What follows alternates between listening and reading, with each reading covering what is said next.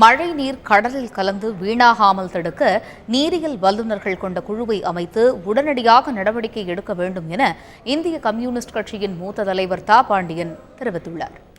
சென்னையில் இன்று செய்தியாளர்களை சந்தித்த அவர் தமிழக அரசு நிவாரணப் பணிகளை துரிதப்படுத்திட வேண்டும் என்றும் கூறினார். வெள்ளம் நீர் வடிந்தவுடன்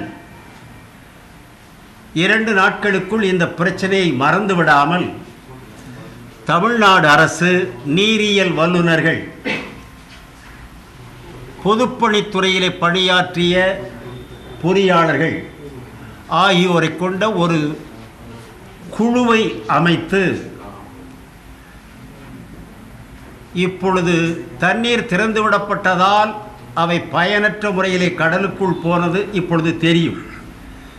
எனவே மீண்டும் ஒரு முறை இத்தகைய நிகழ்ச்சிகள் வருமானால் அந்த தண்ணீரை தேக்குவதற்கு, பாதுகாப்பதற்கு, அடுத்த ஏரிகளில் கொண்டு போய் விடுவதற்கான திட்டத்தை உடனடியாக வகுக்க வேண்டும்.